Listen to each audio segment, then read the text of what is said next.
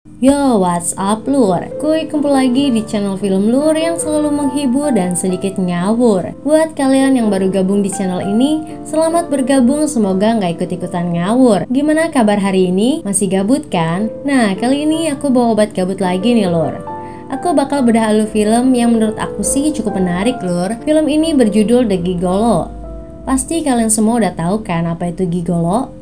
Buat kalian yang nggak tahu apa itu gigolo, aku kasih tahu nih. Gigolo adalah seorang jablay pria atau pelacur pria atau terserah kalian lah mau menyebutnya apa. Intinya kalian udah paham kan? Nggak perlu berlama-lama lagi, siapkan handsfree, stop status ngeluh di medsos, kita langsung aja ke videonya.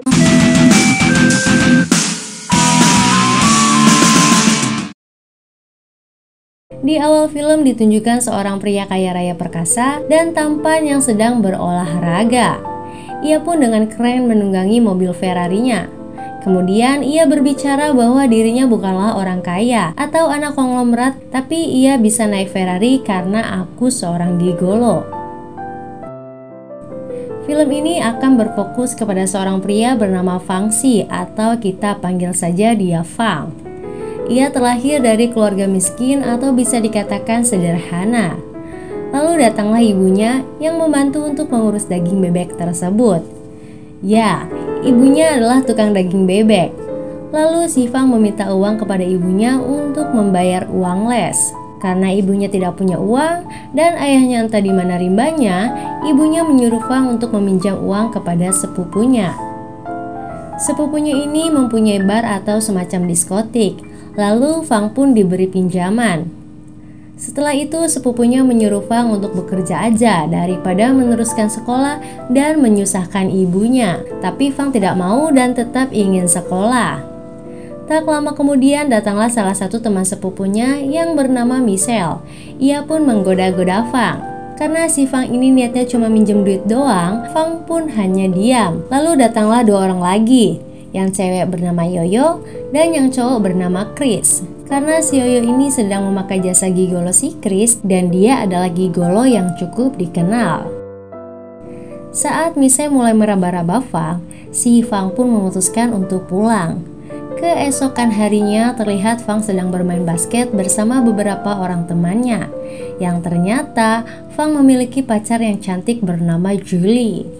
Tak lama kemudian datanglah Peter mendekati Julie dan menawarinya main ke pesta bersama Peter. Peter adalah ketua anak-anak nakal di sekolahnya gitu lur. Si Julie pun menolak ajakan Peter dan ia mengatakan bahwa ia ingin main ke rumah si Fang. Di sini Peter terlihat sangat kesal dan berniat akan membalas dendamnya. Singkat cerita, saat Fang dan temannya di loker tempat menyimpan barang, temannya menemukan sejenis narkotika di loker Fang. Mereka pun kebingungan kenapa ada barang haram di loker Fang. Dan tak lama datanglah seorang guru yang menghampiri mereka. Teman Fang langsung menyembunyikan barang itu di dalam celana dalam Fang. Kemudian, guru itu mengecek loker Fang dan tidak menemukan apa-apa. Peter pun kebingungan karena benda haram itu tiba-tiba hilang dari loker Fang. Pulang sekolah, si Fang pun pacaran sama Julie dan ngajak Julie menonton film Blue.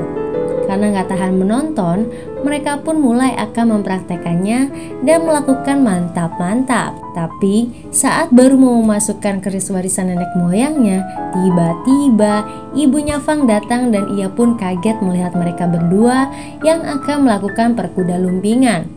Tapi anehnya, ibunya Fang tidak memarahi mereka berdua. Fang pun mengatakan kepada ibunya kalau mereka sedang belajar. Tapi saat ibunya mengambil buku, ibunya melihat resleting Fang yang terbuka. Dan ibunya bilang kalau mau atraksi pakai kondom aja. Kasihan nanti kalau pacarnya hamil. Ibunya gokil juga nih ya, hahaha. Malamnya, Fang menemui ayahnya.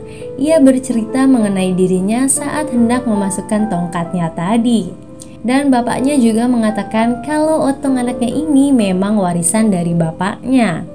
Dan ia mengajari Fang kalau mau mengejut cewek harus pakai jari dulu.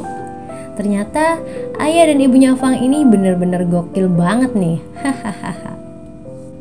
Keesokan harinya, Terlihat teman Fang sedang dibully oleh kelompok Peter. Lalu Fang pun menolong dan ribut dengan Peter. Kemudian guru pun datang untuk melerainya. Sepulang sekolah, Fang menelpon ibunya dan ia bercerita kalau dirinya dikeluarkan dari sekolah. Mendengar kabar itu, ibunya pun kaget dan langsung mendadak sakit pinggang. Kemudian, Fang melihat seorang gadis cantik yang seksoi yang sedang memperbaiki ban mobilnya di tengah hujan deras. Karena kehujanan dan bajunya basah, sehingga coko chipnya pun terlihat dengan jelas. Kemudian, Fang pun menghampiri dan membantu wanita seksoi itu.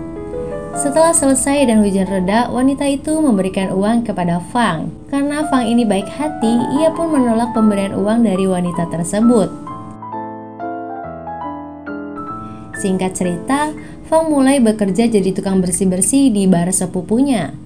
Karena punya wajah yang tampan, ia pun menjadi perhatian wanita-wanita di bar tersebut.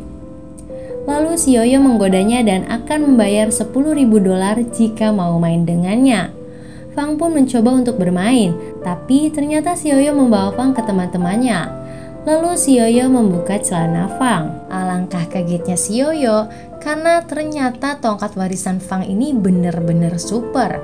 Lalu si Yoyo pun mencoba pemanasan dulu sebelum bermain dengan Fang. Tapi tak lama kemudian Fang malah udah meleleh duluan. Ya mungkin karena baru pertama kalinya. Lalu ia ditertawakan dan Fang pun pergi meninggalkan Yoyo dan teman-temannya. Karena merasa malu habis dibully, Fang pun berdiam diri dan mencoba untuk sebat dulu. Di situ ia bertemu dengan si Chris dan bercerita mengenai hal tadi. Dan si Chris bilang itu hal yang wajar. Chris pun menawari Fang untuk menjadi gigolo aja dan menemui kliennya. Singkat cerita, Fang pun bertemu dengan klien yang ditawarkan Chris.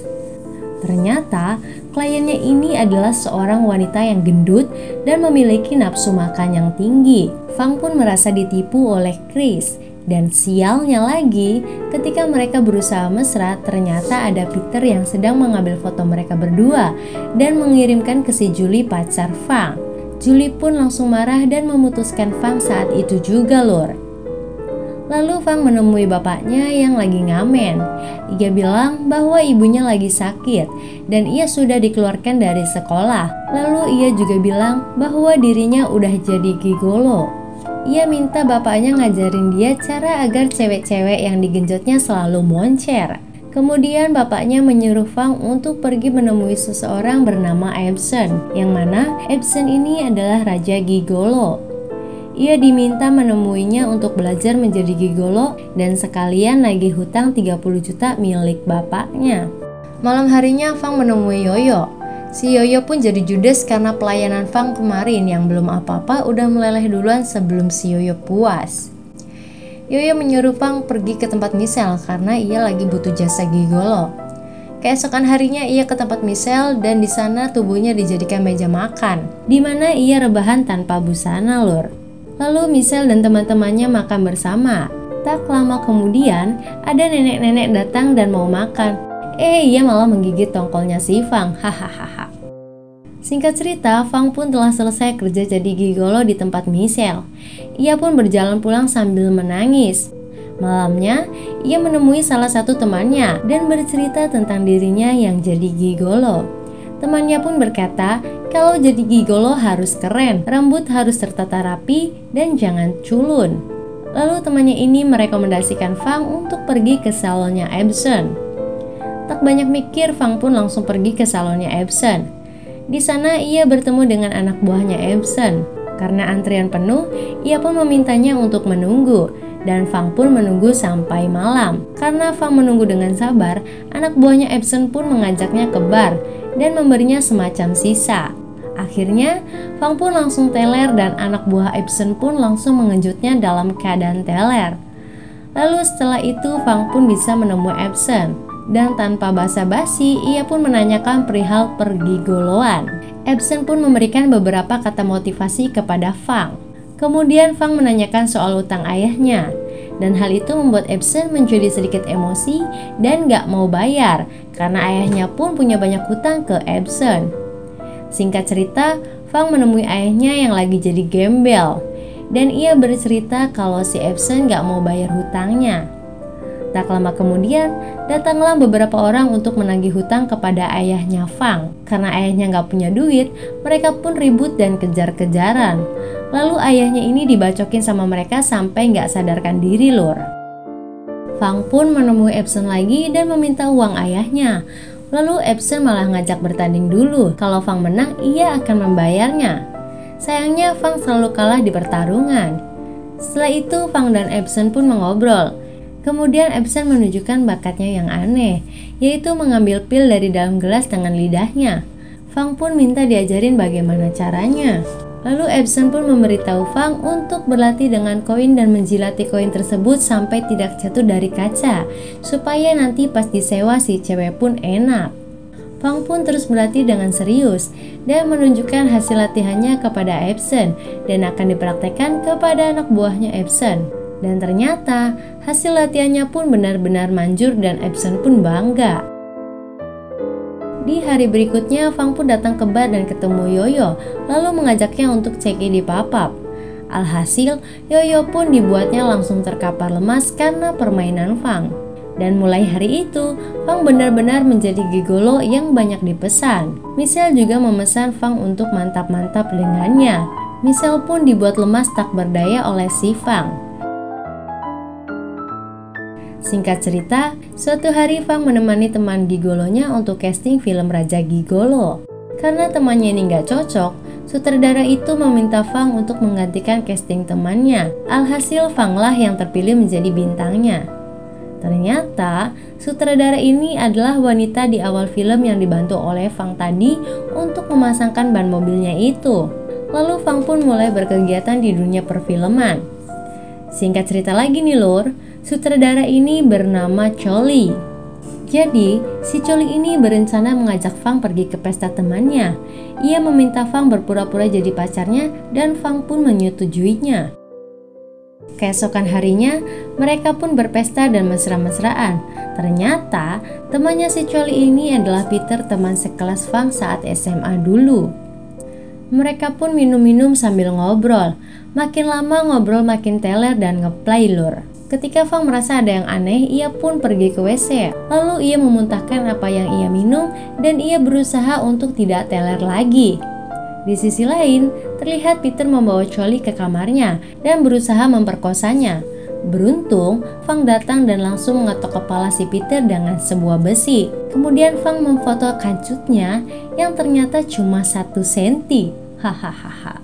Di jalan setelah Choli sadar, ia pun langsung menjelaskan perihal yang tadi. Singkat cerita, Fang dan Choli udah jadian. Choli ngajak Fang ke rumahnya untuk bertemu keluarganya dan dikenalkan dengan ayahnya yang bernama Pak Ben. Lalu tak lama kemudian datanglah istrinya Michelle yang ternyata adalah langganan Fang. Fang pun kaget dan Michelle pun juga sama.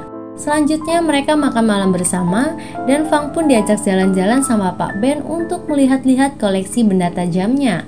Lalu ia ditodong oleh Pak Ben sambil mengatakan kalau menyakiti anaknya jangan harap bisa hidup lagi. Coba kalian bayangin deh, si Fang ini diancam sama ayahnya Choli untuk jangan buat masalah. Tapi kenyataannya Fang adalah gigolo yang sering disewa sama istrinya Pak Ben. Ketahuan modar kau Fang. Di lain hari Michelle menelpon Fang dan meminta untuk menemuinya. Dan mereka pun membahas masalah ini. Fang berkata bahwa dia sudah memutuskan kalau ia mau jadi aktor saja dan gak akan jadi gigolo lagi. Sedangkan Michelle tetap gak mau karena dia menyewa Fang bukan karena kepuasannya saja, tapi ia juga mencintai Fang. Dan Michelle juga gak rela kalau anaknya dan Fang jadian. Kemudian Fang pun meninggalkannya. Keesokan harinya Fang bertemu Choli dan ia berkata jujur sama Choli kalau ia adalah seorang gigolo beneran. Karena kekuatan cinta Choli sekuat cinta Andin, ia pun enggan ninggalin si Fang. Di sisi lain, terlihat Michelle yang sedang meratapi kesedihannya karena orang yang ia cintai malah serius dengan anaknya. Kemudian Michelle pun minum ciu hingga teler dan tertidur dengan laptop yang menyala sambil muter video kuda lumpingnya dengan Fang. Sepandai-pandainya tupai melompat pasti akan jatuh juga. Ketika Michelle sedang tertidur pulas, Pak Ben suaminya pun datang dan ia melihat isi laptop itu. Sepertinya gawat nih Lor. Benar saja, saat Fang dan Choli jalan berdua, tiba-tiba Fang diculik dan entah dibawa kemana. Scene pun berpindah ke rumah Pak Ben, di mana di sini terlihat Michelle dan Fang sedang terikat. Ternyata yang menyulik Fang tadi adalah anak buah Pak Ben. Terlihat Pak Ben yang sangat marah pada Michelle, bahkan saking marahnya, Pak Ben menyuruh anak buahnya untuk mantap-mantap sama istrinya sendiri. Kemudian Pak Ben menghampiri Fang dan mendorongnya dengan pistol. Saat Pak Ben hendak membunuh Fang, tiba-tiba Choli pun datang dan menahan ayahnya. Choli juga memohon kepada ayahnya untuk tidak membunuh Fang. Saat Choli sedang merengek sama ayahnya agar tidak membunuh kekasihnya itu, tiba-tiba Michelle datang sambil menodongkan pistolnya dan tanpa basa-basi ia pun menembak kepala Pak Ben sampai modar. Choli yang melihat hal itu pun kesal dan langsung menghajar ibunya sendiri. Kemudian Michelle menusuk perut anaknya sendiri dengan pisau. Lalu setelah itu Fang pun bangun sambil menodongkan pistol ke arah Michelle dan menembaknya sampai mati. Kemudian sambil menangis, Fang pun membawa Choli ke rumah sakit. Film pun diakhiri dengan Fang dan kekayaannya. Ternyata setelah Pak Ben meninggal, ia mengambil alih semua harta Pak Ben dan hidup bersama dengan Choli yang masih hidup. Itulah akhir film The Gigolo. Menarik banget bukan? Ayo, siapa yang dari tadi belum subrek tapi malah mondar-mandir ke kamar mandi? Jangan sampai lupa ya Lur, pencet tombol subrek dan nyalakan loncengnya juga Lur, agar channel ini nggak tambah ngawur dan kita bangun channel ini bareng-bareng. See you next video Lur.